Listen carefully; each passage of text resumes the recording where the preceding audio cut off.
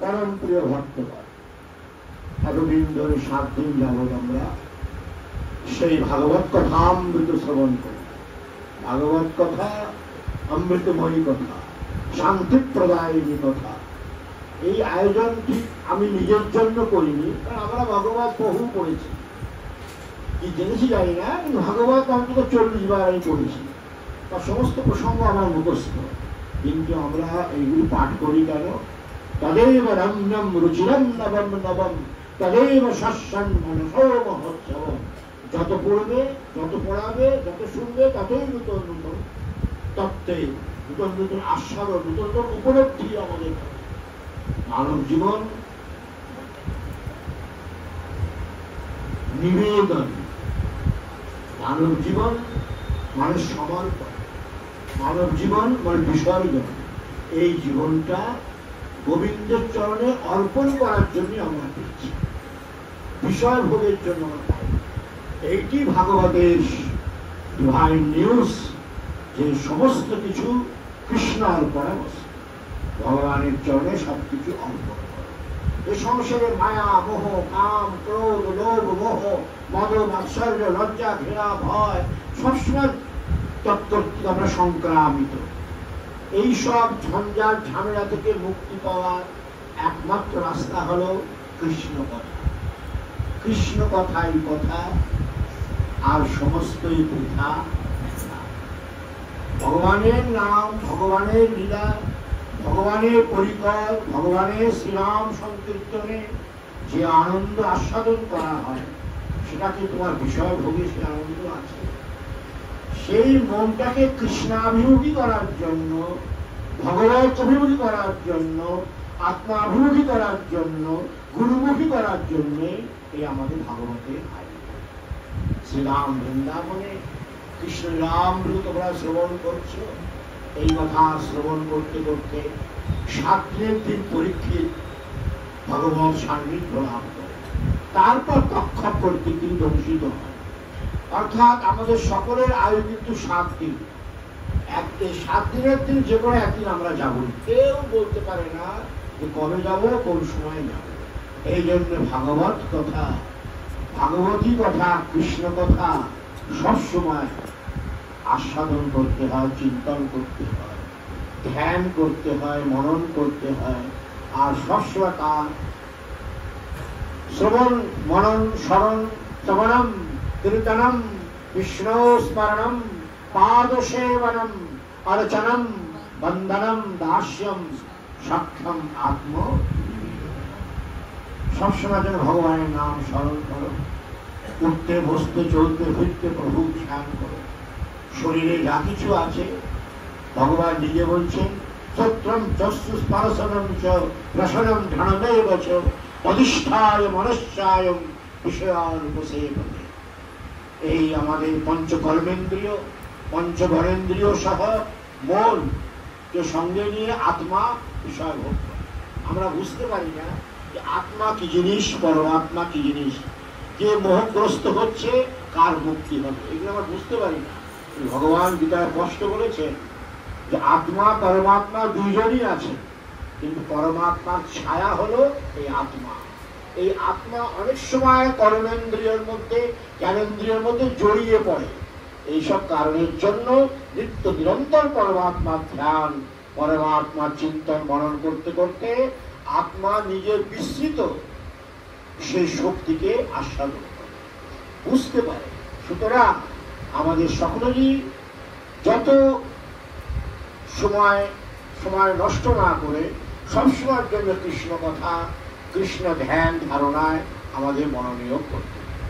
শ্রীমদ্ ভাগবতম প্রমাণমবলম যদ বৈষ্ণবানাম প্রিয়ম যত্র পারমহংসমেকমবলম জ্ঞানম পরম দীয়তে যত্র জ্ঞান বিরাগ যোগ সহিতম নৈষ্কর্মমাবিষ্কৃতম তৎসুন্নন সুপঠন বিচারণ পরো বক্তব্যমুচ্ছন্নরঃ। সুখদেব বলছেন, ভাগবতের মতো কোন শাস্ত্র নেই, বৈষ্ণবদের জন্য সবচেয়ে শ্রেষ্ঠ গ্রন্থ। পারমহংস জ্ঞান মানে নিষ্কাম কর্মের কথা ভাগবতে আছে। পারমাংশ মানে দুধ আর জল, জল মানে সংসার, দুধ মানে পরমাত্মা। অর্থাৎ এই সংসারে মায়া ভগবান দুটি একসাথেই আছে। এখন তোমার দৃষ্টি ভগবানের প্রতি থাকার দরকার। এই মায়া ভগবানের বাগিচা সুন্দর ফলফুলে সুশোভিত, এর প্রতি যেন আমাদের দৃষ্টি না যায়। ভাগবত কথা এটাই শিখাইতে চাইছে, সংসারে দৃশ্যমান জগতে এই মায়া মণ্ডিত যা কিছু দেখছ সমস্তই অস্থায়ী, ক্ষণভঙ্গ, সাময়িক, ক্ষণিক। এর প্রতি বিন্দুমাত্র মোহগ্রস্ত হবে না। সবসময় মনটাকে গোবিন্দের চরণে রাখার চেষ্টা করে। একথা বারবার বেতন পেয়েছি, বা আমাদের সুখদেবজি বারবার বলছি, যত্র পারমহংসমেকমবলম জ্ঞানম পরম দীয়তে। পরমহংস জ্ঞান অর্থাৎ সেই দিব্য আত্মজ্ঞান। মায়া হলো ভগবানের একটা আল্লাহ শক্তি আর কি। দৈবী হেষা গুণময়ী মম মায়া দুরত্যয়া মামেব যে প্রপদ্যন্তে মায়াম এতাম ধরন্তি। ভগবানের মায়াকে অতিক্রম করা সম্ভব না। ভগবানের চরণে সমর্পিত চিত্ত না হয়ে, গুরুর চরণে সমর্পিত চিত্ত না হয়ে এই মায়ার ভয়ঙ্কর দুর্দমনীয় আক্রমণ থেকে মুক্ত হওয়া অসম্ভব। এই জন্য ভগবান বলেছেন, অর্জুন আমার মায়া হলো দৈবী, অনতিক্রমণীয়, কেউ অতিক্রম করতে পারে। কিন্তু মামে বাজে প্রপদ্যন্তে, গুরুদেবের নির্দেশ মতো, আদেশ মতো, গুরুদেবের নির্দিষ্ট পন্থায় যে একমাত্র আমার চরণে সমর্পণ করে, সেই আমার ভয়ঙ্করী অনতিক্রমণীয় এই মায়ার আক্রমণ থেকে অব্যাহত। সুতরাং ভাগবত কথা এমন একটি জিনিস, এটাকে যত হৃদয়ঙ্গম করবে ততই এই অন্ধকার মায়া দূরীভূত হবে।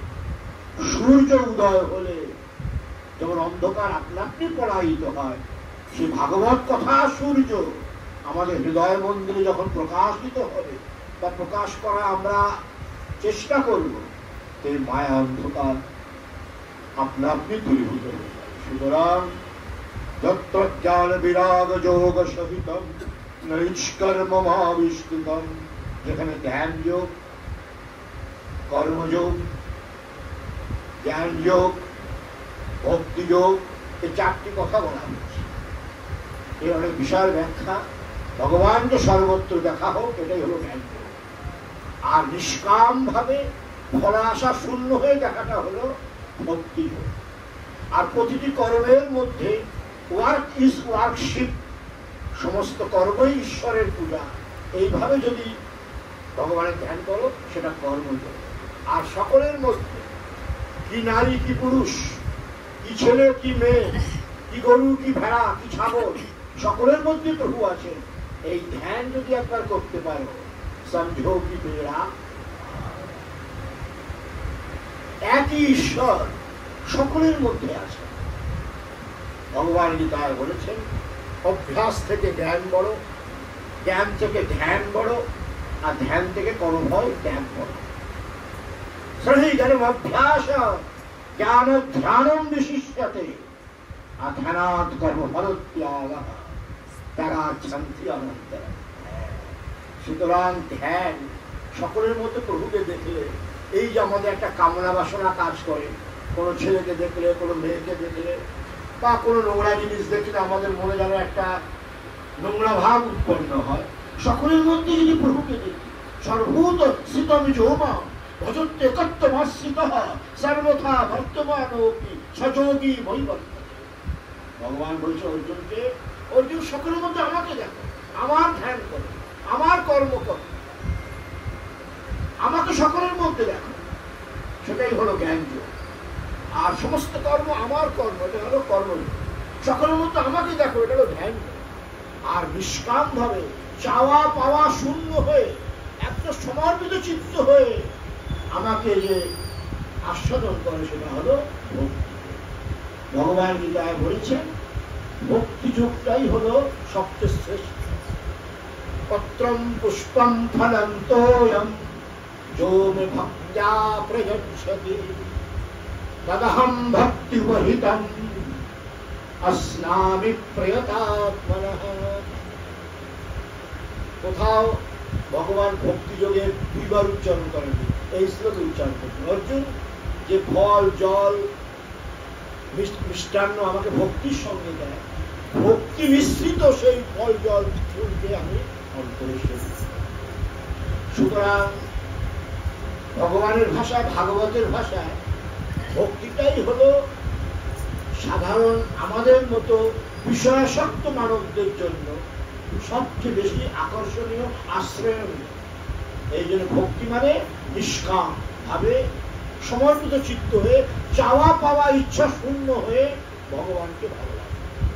আর সেই ভক্তির পরাকাষ্ঠা হলো প্রেম, যেটা আমরা এতক্ষণ করলাম গতিযুগ।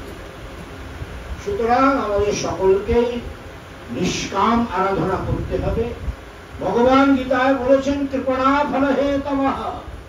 অর্জুন কেউ আমাকে চায় না, খালি আমার মায়াকে চায়, বাড়ি চায়, গাড়ি চায়, হাড়ি চায়, শাড়ি চায়, মুড়ি চায়, মুরগি চায়, টাকা চায়, সম্পত্তি চায়, কিন্তু অর্জুন কেউ আমাকে চায়।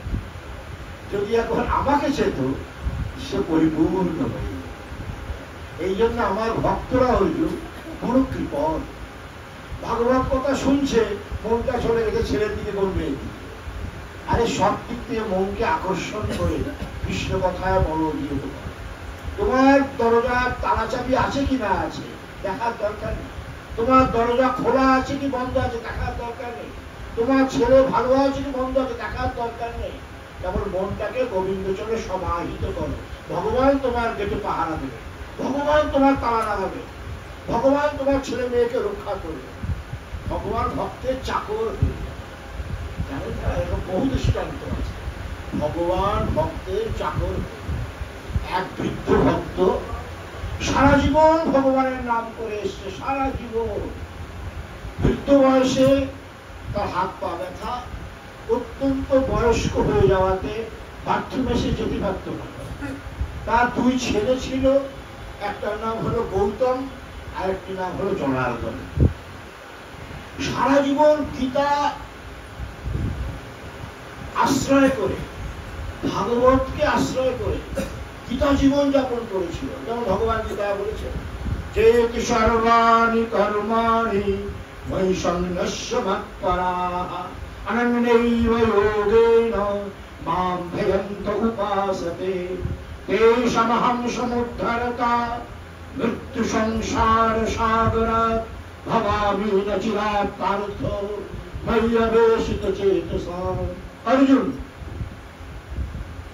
সংসারে যাবতীয় কর্ম আমারই কর্ম, আমার সেবা বুদ্ধিতে অনন্য মনে যে আমার সেবা বুদ্ধিতে কর্ম অনুষ্ঠান করে অর্জুন, আমি বেশি দেরি করি না, তাকে আকর্ষণ করে আমার দিব্য লোকে পৌঁছি। সুতরাং সারা জীবন সমস্ত কর্ম, পিতৃসেবা, মাতৃসেবা, যেসব সেবা তোমাদের নির্দিষ্ট হয়েছে ভগবত কর্তৃক, এইসব সেবাকে নিষ্ঠার সহিত তাকে ভগবান প্রসন্ন হয়। শেষ সময় যখন বৃদ্ধ অবস্থা আসে তখন জীব তার শারীরিক পবিত্রতা রক্ষা করতে পারে, আহারের পবিত্রতা রক্ষা করতে পারে না। বুঝতে পারছো না? অনেক সময় ওয়াশরুমে যেতে গেলে বুঝতেই তো পারছো সুস্থ নোংরা হয়ে যায় কাপড় চোপড়। তো সে তোমার ছেলেকে ডাকছে, গৌতম আমাকে বাথরুমে নিয়ে যাও, আমার এখন মানে বুঝতে পারছো মলত্যাগ করতে হবে, যেতে পারে না। তো গৌতম তাকে নিয়ে যায়। জনার্দন তুমি আমাকে বাথরুমে নিয়ে যাও। একদিন পর পর এই করতে করতে দেখা গেল ছেলেরা বিরক্ত হয়ে গেল। আশাকার দিকে ছেলেরা তো বুঝতেই পারছো বিয়ে হওয়ার পরে বউ নিয়েই ব্যস্ত হয়ে যায়। তারপর মৃত্যুর পরে বয়স্ক পিতামাতার সেবা পূজা করা তাদের মানসিকতা থাকে না, তারা অন্য জীবন যাপন করে। বুঝতেই তো পারছো তোমরা সব। তো 2 দিন পরে ছেলেও আসে না, ছোট ছেলেও আসে না, বড় ছেলেও আসে। এখন সে যাবে কেমন করে? ভগবান চিন্তা করবেন কিন্তু আমারই ভক্ত, সারা জীবন আমাকেই তো সেবা পূজা করেছে। আমি তো গীতায় বলেছি অনন্যশ্চিন্তয়ন্ত মাম কে জনা পর্যুপাসতে তেষাং নিত্যাভিযুক্তানাং যোগক্ষেমং বহাম্যহম। অর্জুন, যে অনন্য চিত্ত হয়ে অন্য কোন চিন্তা না করে আমার চিন্তা করতে করতে, আমার সেবা করতে করতে জীবন অতিবাহিত করেছে, সেই নিত্য ভক্তকে আমি তার প্রয়োজনীয় বস্তু সকল আমি বহন করে থাকি। সে যে কোনো বস্তু হতে পারে, সে বা পূজা। এখন ভগবান দেখছেন গৌতম আসে না, জনার্দনও আসে না, তাকে তো আশ্রমে নিয়ে যেতে হবে। সুতরাং ভগবানই গৌতম তার ছেলের রূপ ধারণ করেছে। হ্যাঁ বাবা চলো, বাবা চলো, বাথরুমে নিয়ে গেছে, দিয়ে আবার পরিষেবা করে পায়খানা কাপড় টাপড় ধুয়ে ধুয়ে আবার শুয়ে দিয়েছে।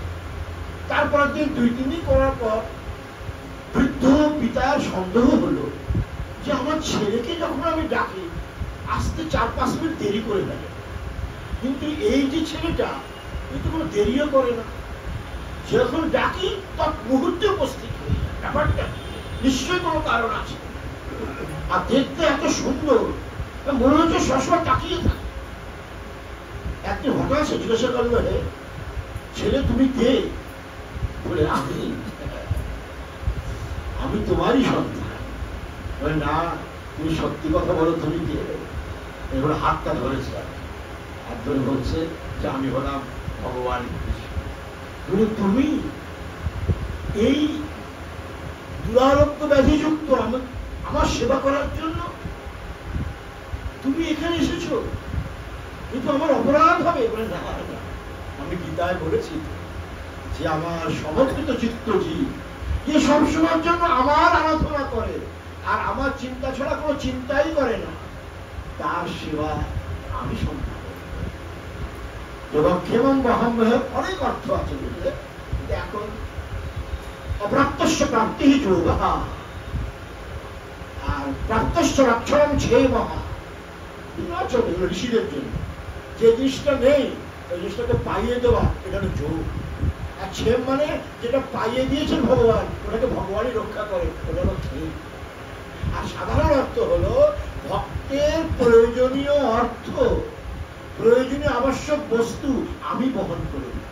এখন দেখা যাচ্ছে সে অসুস্থ, ওয়াশরুমে যেতে পারছে না, ছেলেরাও সময় মতো আসছে না, কাপড় চোপড় খারাপ হয়ে যাচ্ছে, ভগবান স্বয়ং জামাই তো ভক্ত, পায়খানা কাপড় চোপড় ধোয়া টোয়া সবকিছু ভগবানই করছে। যে তুমি এখানে আসলে তুমি ইচ্ছা করলে তো আমার সমস্ত প্রারব্ধ কর্মখণ্ডন করে দিতে পারো প্রভু। তোমার দর্শনে, তোমার স্পর্শে আমার জ্বালা যন্ত্রণা জাগতিক মানসিক শারীরিক সব নষ্ট হয়ে যায়। তুমি এত কষ্ট করে সেবা কেন করছো? ভগবান বলেন এইটাই তো কথা, আমি তোমাকে ইচ্ছা করলে সব কর্ম শেষ করে দিতে পারি, তুমি আরোগ্য লাভ করবে, তোমার প্রারব্ধ যাবে। এটাকে ভোগ করার জন্য তোমার আবার আসতে হবে, কিন্তু আমি চাই না যে আমার ভক্ত আবার আসুক। এই জন্য আমি তোমার সেবা করছি, তুমি এটাকে ভোগ করে থাকো, পচে যাও, গলে যাও, যাই হোক, তোমার যা প্রারব্ধ আমি তোমার সেবা করবো। তাই যদি পোকাও হয়ে যায় কিন্তু আমি পরিষ্কার করবো, কিন্তু আমি চাই তোমার সমস্ত প্রারব্ধ এই জন্মে শেষ হয়ে যায়, তুমি শুদ্ধ বুদ্ধ মুক্ত হয়ে মৎসান্নিধ্য লাভ করো। বলে ভক্ত ভগবান। ভগবান শুধু তাদের জন্য নয়, তোমাদের সকলের মধ্যেই তিনি আছেন, তিনি সকলের রূপেই তিনি অবস্থান করছেন, তোমাদের মধ্যেও তিনি আছেন। শুধু একটা অবস্থা হলো বিশ্বাস, আদৌ শ্রদ্ধা। ভগবান গীতা বলেছেন না, শ্রদ্ধা আর বিশ্বাস, বিশ্বাসেতে মিলায় বস্তু তর্কেতে বহুদূর। বিশ্বাস যদি করো, তোমার সামনে ভগবান বসে আছে, তোমার সামনে কি, তোমার মধ্যে বসে আছে, তোমার সর্বপ্রকার কার্য তিনি পর্যবেক্ষণ করছেন। শুধু বিশ্বাসটার অভাবে আমরা দেহটাকে ভগবান মনে করি, কিন্তু এই দেহাভিমান যেটাকে বলা হয় দেহাত্ম বুদ্ধি থাকার দরুন আমরা আমাদের নিজ নিত্য সত্য সনাতন স্বরূপ, যেটা আচার্য নির্বার করে লিখেছেন, জ্ঞান স্বরূপঞ্চ হরেরধীনম শরীর সংযোগ বিয়োগ রুগ্যম অরুণ জীবম প্রতিদেহ ভিন্নম যাত্রীত্ববন্তম জগনন্তমাহুবা। এর মানে আমি 10 দিন পর্যন্ত ব্যাখ্যা করতে পারি। জ্ঞান স্বরূপ মানে আবার আনন্দ স্বরূপ। আনন্দে সংসারে মূল উপাদান। আনন্দ হইতে যত আনন্দে বিশ্রাম, আবার ডুবিয়া যাবে আনন্দ মাঝারে। আনন্দ আনন্দ শুধু এই সংসার। এই সংসারে কিছুই নেই, শুধু আনন্দ ছাড়া। বুঝলে, মনটা যদি তোমাদের নির্মল হয়, চিত্ত যদি ভগবানমুখী হয়, তোমরা সংসারে কিছু দেখবে না, সকল মধ্যে প্রভুকে দেখবে। তো জ্ঞান স্বরূপাঞ্চ হরে, আমরা জ্ঞান স্বরূপ আর আমরা হরির অধীন। কারণ আমরা ব্রহ্মজ্ঞানী হলেও সবকিছু আমরা করতে পারবো না। ব্রহ্মসূত্র পড়েছ? ব্রহ্মসূত্রতে বেদব্যাস লিখছেন, সৃষ্টি স্থিতি অপরাধিকার যোগার্জনা। জীব ব্রহ্মজ্ঞ হলে সব কাজ করতে পারে, কিন্তু সংসারে সৃষ্টি করতে পারবে না, পালন করতে পারবে না, সংহার করতে পারবে না। বেদব্যাস বলছেন এটা কৃষ্ণের হাতে। তাই বলছেন হরে রবীনম, আমরা সবসময় ভগবানের দাস।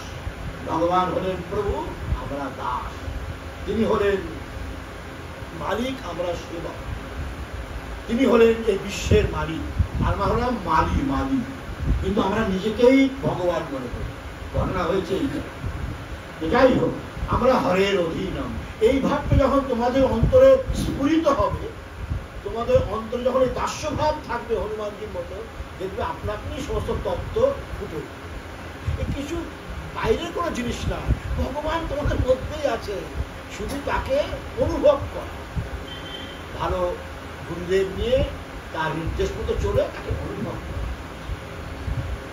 জ্ঞান স্বরূপাঞ্চ হরের অধীনম শরীর সংযোগ বিয়োগ যোগ্যম অরুণি জীবম।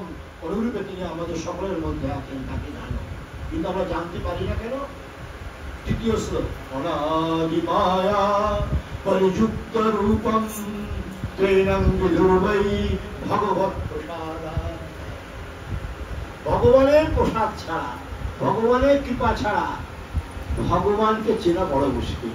জ্ঞানের দ্বারা, পাণ্ডিত্যের দ্বারা, অভিমানের দ্বারা, যৌবনের দ্বারা, সম্পত্তির দ্বারা ঈশ্বরকে কোনদিন পাওয়া যায় না।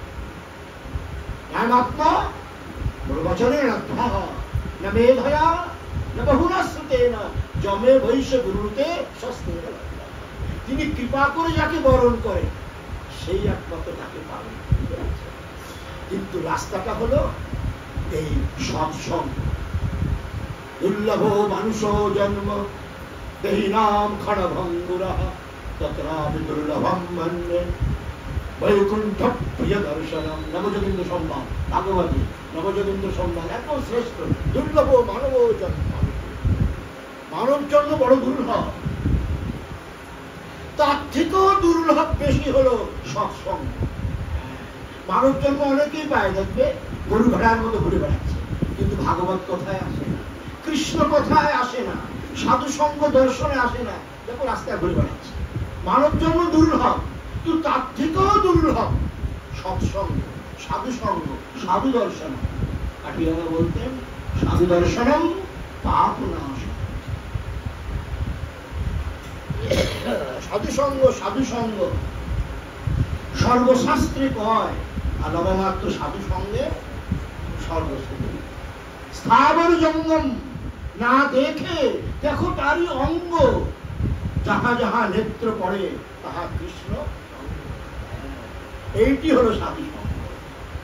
এই জন্য ভাগবত নবযোগীন্দ্র সম্বাদ বলছেন মানব জন্ম দুর্লভ, তার থেকেও দুর্লভ হলো বৈকুণ্ঠ প্রিয় দর্শন, মানে সৎসঙ্গ, সাধু সঙ্গ, ভগবত প্রসাদ খাওয়া, আরতি দর্শন করা, ভগবানের শ্রীমুখ দর্শন করে সেটাকে ধ্যান করা, উপলব্ধি করা। মানে এইগুলির যে কি মূল্য, এগুলো বলে অনমোল, এগুলো মূল্যের দ্বারা আস্বাদন করা যায়। বহু জন্মের স্বীকৃতি, সৌভাগ্য, তপস্যা তোমাদের ছিল, তাই তোমরা সাধু সঙ্গ করছো, এত সাধু সঙ্গ দর্শন করছো, আরতি দর্শন করছো, প্রসাদ খাচ্ছো, মানে তোমার মনে হচ্ছে সব স্বাভাবিকভাবে হয়ে যাচ্ছে। কিন্তু না, তোমাদের কোনো জন্মের সৌভাগ্য ছিল, এই জন্য তোমাদের এই সুন্দর সৎসঙ্গের সৌভাগ্য লাভ করছে। অনাদি মায়া, অনাদি মায়ার দ্বারা আমরা আবৃত। এই জন্য আমাদের মনটা সবসময় কাম, ক্রোধ, লোভ, মোহ, ময়লা কয়লা আবর্জনার দিকে পড়ে যায়। এর থেকে মুক্ত পাওয়ার রাস্তা কি? আচার্য নিম্বার্ক বলছেন ভগবত প্রসাদ, ভগবানের প্রসন্নতা। আর ভগবানের প্রসন্নতা কিসে হবে? ভাগবত কথা শোনো, কৃষ্ণ কথা শোনো, রামায়ণ কথা শোনো, সৎসঙ্গ করো, সাধুসঙ্গ করো, ভগবত প্রসঙ্গ করো। বিশ্বামিত্র আর বশিষ্ঠের মধ্যে ঝগড়া। বিশ্বামিত্র তোমরা পড়েছ, অসাধারণ তপস্বী ছিলেন, এত তপস্বী ছিলেন যে একবার চন্দ্রমার মধ্যে শুদ্ধ পবিত্র তার তপস্যা। তাকে ব্রাহ্মণও বলতেন বশিষ্ঠ। আর বশিষ্ঠ বলল সৎসঙ্গ বলো। বিশ্বামিত্র বলছে তপস্যা বলো, বশিষ্ঠ বলছে সৎসঙ্গ বলো। আর কোনটা বলো? বিষ্ণুর কাছে যাওয়া হলো। বিষ্ণু বলছেন বাবা, তোমাদের ঝগড়া আমি মেটাতে পারবো না, তোমরা ঝগড়া করতে থাকো, আমি এখন পালন কাজে ব্যস্ত। ব্রহ্মার কাছে যাওয়া হলো। বিশ্বামিত্র আর বশিষ্ঠ সৎসঙ্গ বলো না তপস্যা বলো। ব্রহ্মা বলছে আমি আমার সৃষ্টি কাজে ব্যস্ত আছি, তোমাদের সমস্যা মেটাতে পারবো না। গেল শিবের কাছে। শিব বললেন অসম্ভব, কেউকে রাগাতে পারবো না।